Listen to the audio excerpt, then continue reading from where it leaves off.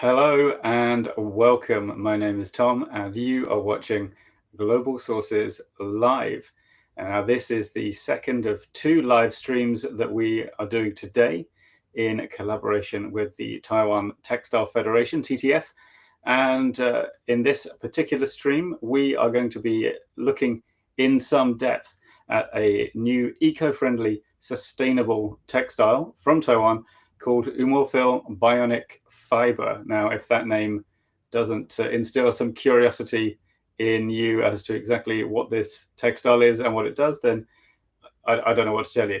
So now, if you didn't manage to catch our previous TTF stream that was, well, this morning in European time, or earlier this evening in Hong Kong, do go and check that out. You'll be able to find it somewhere near wherever you're watching this video, but not before our chat with Kadir Chizur of UMORFIL, who's going to tell us all about this interesting new eco-friendly fabric, and he's going to do so live from Germany. So let's see if we can connect with him.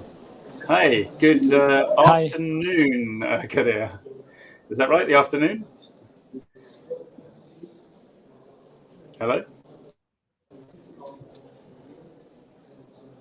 Seems to have a frozen camera. Yeah. Kadir, can you hear me? Yes, I hear you, Tony. Tom, how are you? Okay, great. Oh, I'm glad we've connected. I was a bit worried for a second there. So, hi. Now, you're in Germany. Where exactly are you right now? I'm in Munich right now, MOC Fair Center at Performance Days, and we are in the show to show our customers and all the value chain of textile about this new bionic fiber of UMORFIL. We are very fantastic. How's the show going? Is it attracting a lot of attention from the people there? I can say that I always appreciate Performance Days as a kind of focus fair for the performance-related fabrics, mainly for sportswear and athleisure segments. But it's also now covering more or less the daily life, because our lifestyle is also changing, and people are starting to use sports garments for their as well. So, and Performance Days, every fair is getting bigger fair, larger interest for this application. So we enjoy a lot. Yeah, fantastic. And if viewers, if you're watching this and you're in Munich, I think it's the last day today, so you've probably just got a couple of hours to go and visit the UMORFIL booth if you haven't already, but it is possible, so you could do it. But Kadir, why don't you tell us a bit about UMORFIL, like the company, as a manufacturer? Give us a bit of background first off. Yeah, actually, UMORFIL Bionic Fiber belongs to Kamangi Group. The technology is based in Taiwan. And the founder of the technology is Dr. James Hu. Unfortunately, he's not here today because of this last 3 years. The pandemic has affected the travels and the visits. He is founder, and as a kind of he is also a lecturer in Taiwan University. He's a scientific person. He develops actually UMORFIL Bionic Fiber with a very special needs to solve the problem for the allergic skin. He and his son has a kind of skin allergy, and it has been affecting their even daily life in a bad way. And when he first thought about a solution to find this allergy, he thought about a sustainable way of doing the things in a very special kind of recipe. We met with James like 6 years ago at Premier Vision Fair in Paris, and since that time we are collaborating together. We are partnering with UMORFIL team, and we enjoy a lot explaining what is the technology of UMORFIL and how it's really enhanced and it's benefiting our daily lives. Oh, fantastic. It's so interesting to hear that there's kind of a personal story behind its invention. It wasn't just some Yes. random like idea. But I mean, Yeah. you've tantalized us a bit with the talking about the technology or the characteristics of UMORFIL. Can you give Yeah. us an introduction to what's it made from, what's it like, what are its functions, and this kind of thing? Yeah, actually, when he had this issue, with his skin allergy, he thought about adapting, the solution from the nature. So what we Mm. call biomimicry, to find the solution and take the solution from the nature. And as a biolog, he thought about adapting the collagen, which normally is used for moisturizing the skin, and as a kind of healing impact as a cream when you apply to your skin. But instead of doing that, he thought about adapting that collagen peptide amino acids into textile material in a kind of durable way. And he managed to do it with a long, actually 5 years kind of investigation and work. He managed to extract the collagen peptide amino acids from the, let's say, fish scales. I'm just showing the technology of basic technology of UMORFIL. This fish scales, and he combined that fish scales from the natural source of wood, which is normally used for, like, say, many of the cellulosic fibers. But he made it in a perfect, recipe, so that he managed to create a kind of special chain between, the let's say cellulose molecules and collagen peptide molecules, and he created this unique bionic fiber. Why it's unique? Because if you are in the textile industry, many of the people are familiar about this cellulosic fiber, animal fibers, or synthetic fibers. UMORFIL is combining two different, let's say, technology in one fiber actually. So the first part of UMORFIL is UMORFIL Beauty fiber, which is the cellulosic version, viscose version, and it is combining viscose together with the animal fiber performance. So it is, by doing so, it enhance the properties of the cellulosic fibers. It makes the fiber more moisture absorption, so that it's moisturizing your skin. It keeps your skin in a kind of healthier way. It creates a kind of micro atmosphere between the skin and the fabric, so that it has that impact. And he managed to solve his first idea of finding a solution for the skin irritation. But not only that, so he, by doing that, he also added some extra values to the fiber as well. Yeah, so it's kind of so if I've understood correctly, it's kind of taking the principles of maybe like a cream you might put on your skin, but making it into so it's against your skin, but in fabric form. Have I got the right idea? Yeah, that's the right idea. But the point is that Perfect. it's not a chemical coverage, or it's not a chemical, let's say, cream. This is a kind of connection and bonding between fibers, so that it's durable. It's not possible to wash off. So it is constantly there, and it is not getting affected from any kind of chemical or physical kind of changes or processes Right, you apply to right. the It's a fabric. permanent fixture kind of thing. Yeah, it's a Yeah, permanent fixture. This makes UMORFIL unique, because there are a lot of technologies existing, like master batch. We call it master batch. You just add to the chemical in a kind of not changing structure, or you add a coverage. But UMORF is not like that. It is just creating a new type of fiber. It's changing the type of fiber and make a kind of unique bionic structure. I see. And what do you see as the main applications for this? Is this for everyday wear, or is it something you would wear every day, or is it more for sports kind of thing? What Yeah, are the suitable uses for the end consumer? actually, UMORFIL can be used for almost all applications, I can say. But as the initial idea of UMORFIL, to have a kind of, let's say, good healing for the skin part, that's why we are trying to focus on the skin contact garments. It can be socks, it can be trousers, or the leggings or the t-shirts, or even the, let's say, like the suit that I have now is containing also UMORFIL, because it has a skin contact in the trouser part, or like when you touch, it's much softer than any other fiber, and you feel really good, when you wear a garment with UMORFIL. Yeah. Because Well, it's that's not an only, sorry.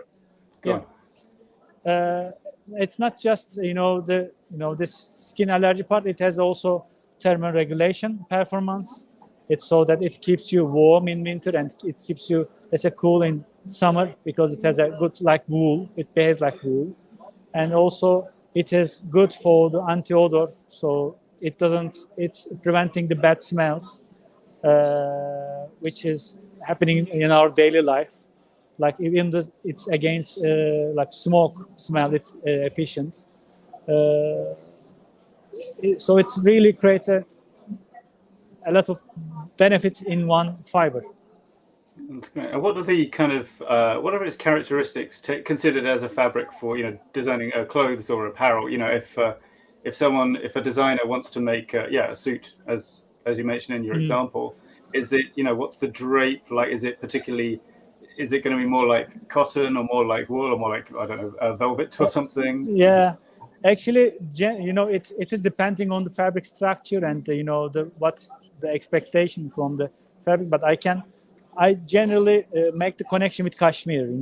Really, you can think about like a cashmere feeling, but it's a cellulosic fiber.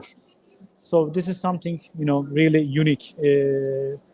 Because normally for the protein-based animal fiber, it's very difficult to process. Generally, the price ranges are high, and it's due to very special applications. But for the case of UMORFIL, you can mix with any kind of fiber, and you can use with any structure, because it enables to mix with like cotton or tencel or modal or even polyester or nylon. So it has different kind of capabilities for the case of UMORFIL Beauty fiber. Yeah. Oh, well, that's true. You mentioned that UMORFIL Beauty is the first kind Yeah, that's available. What are some of the other yeah, variants, I guess I might say? yeah. When UMORFIL Beauty fiber has been developed, it has a great success, I can say, in especially Taiwan and the Far East. And it has adapted in many different applications, like the denim t-shirt, home textile, baby wear, homeware. Then James thought about adapting this technology to the synthetics as well, because many of the people are really suffering from the, let's say, dryness of the synthetic fibers, which is polyester and nylon. So first, the second phase, he managed to adapt UMORFIL technology to polyester. So similar to what he did with the cellulose part, during the polymerization, he managed to add collagen peptide amino acids to the polyester polymer. So it makes a unique champagne color polyester filament and staple, which has 3 times more moisture regain, which is really have a, again, medical level skin friendly, and again effective to bad odors. So this is the second phase, which is a great success, and any of this development has already awarded from the as a kind of innovation awards they have. And the third phase, he thought about nylon, which is also very now successful commercial wise, because when he adapted into nylon, he enhanced the performance of nylon. It becomes softer, cooler, UV protection. It has like 400 plus UV protection, and it has a very deep, dyeable, nice looking garments. Right now we have 3 different types on top of UMORFIL Beauty, and each type is, let's say, bionic. Each type has performance for anti-allergic. And it has this odor control. But on the other hand, depending on the structure, like applied to polyester or nylon or viscose, it has some different hand feeling and performance as well. I see. And yeah, there is, well, the other main selling point, you could call it, of UMORFIL is the sustainability. So could you explain a bit about what it is about UMORFIL that makes it an eco-friendly fabric compared to others, you know? Actually, when James was developing this, we had this discussion before. It was easier to take the collagen peptide from other sources, easier sources, let's say, to extract. But as a biolog, he really had a respect on the nature and having less impact for the pollution and carbon emission. That's why he thought about using collagen peptides from the food waste. That also makes UMORFIL even a kind of sustainable solution. This is a kind of upcycled version because fish scales are the food waste of the fish industry. From the fish villages, we are eating fish. This around from the figure of 2019, we are consuming around 170 million tons of fish globally, and like 80 million tons are coming from the fish villages. And especially in the Far East, there is a special fish type called tilapia, and he thought about collecting this waste part of fish, which is the fish scales, which is normally polluting the lands. And instead of using the eatable part or usable part for the other industries, he took the difficult part to extract the collagen, and he used the fish scales.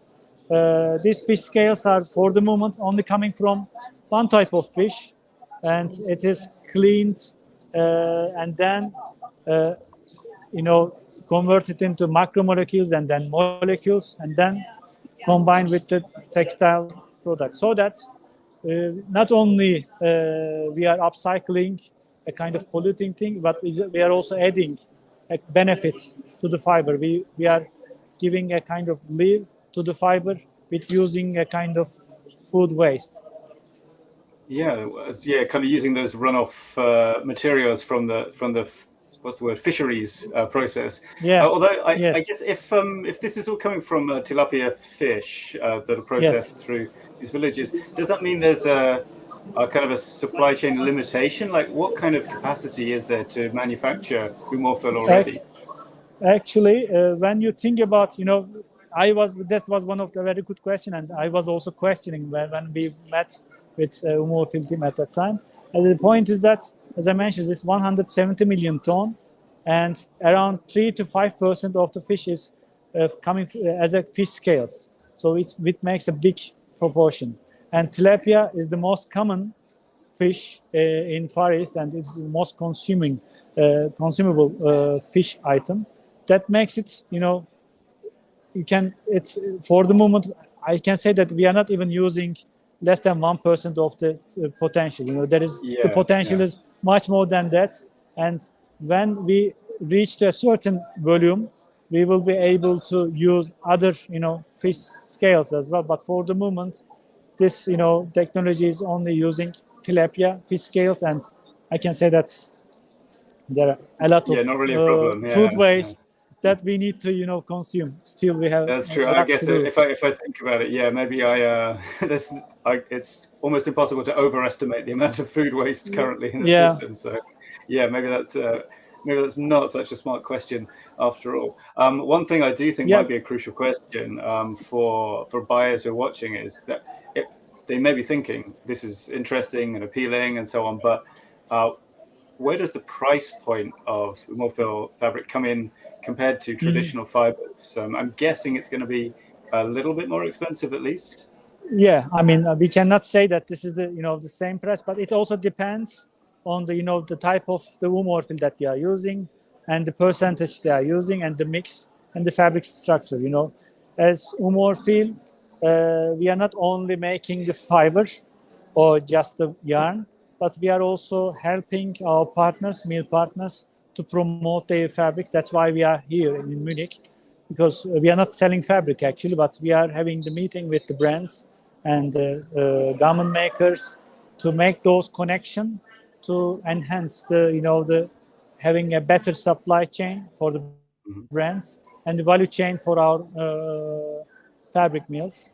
It's for the price point of, I can say that, because gave the example of cashmere or wool, it's much, let's say, cost competitive compared with those items. But yes, it has a impact compared with the standard viscose. We cannot say that this is a kind of commodity item, because it is a kind of finding a solution for the pollution, but adding a lot of value to the item. It really gives a lot of comfort, and it really solves a specific problem which exists like 1/6 of the world actually.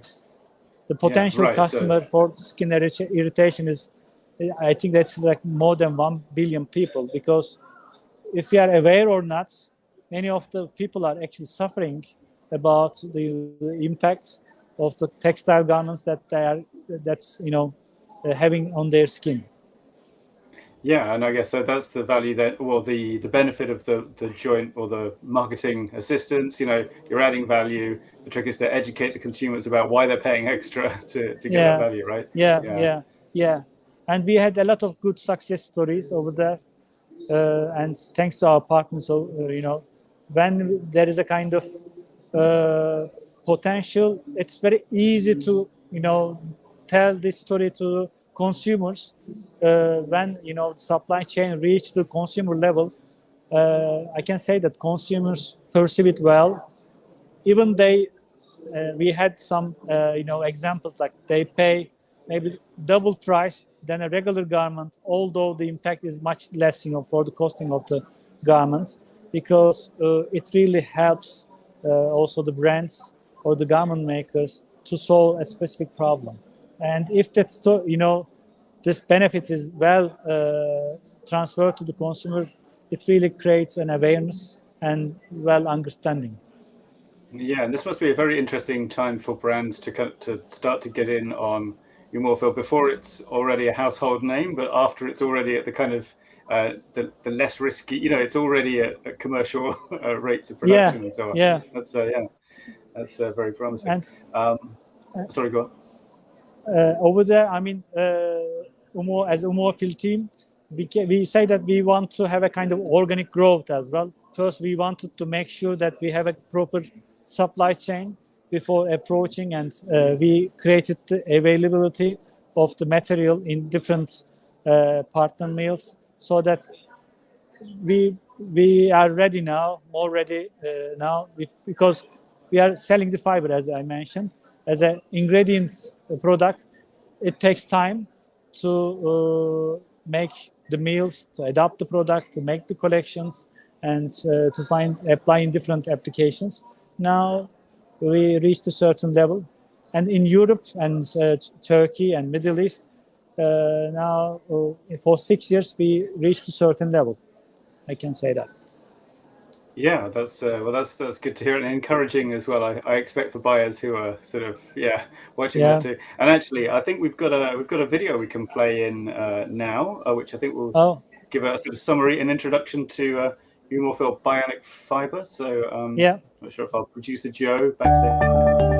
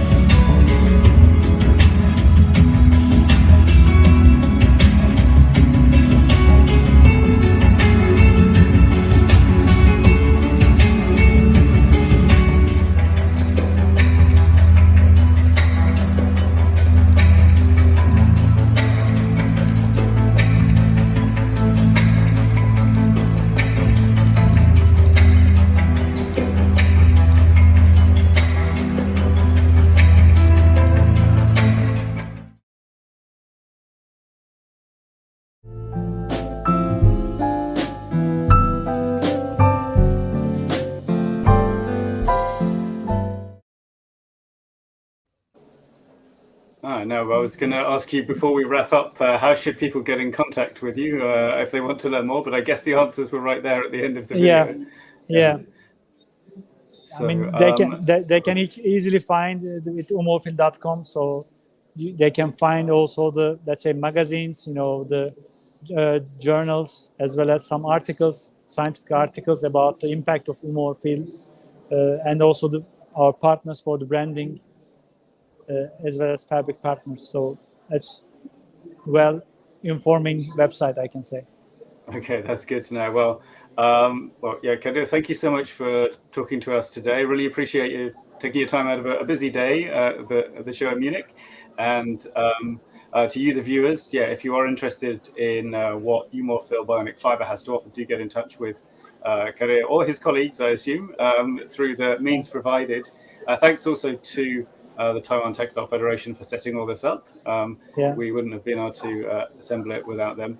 And as usual, all the links you'll need, you'll find in the description of this video, wherever you're watching it. So stay tuned for future Global Sources live broadcasts.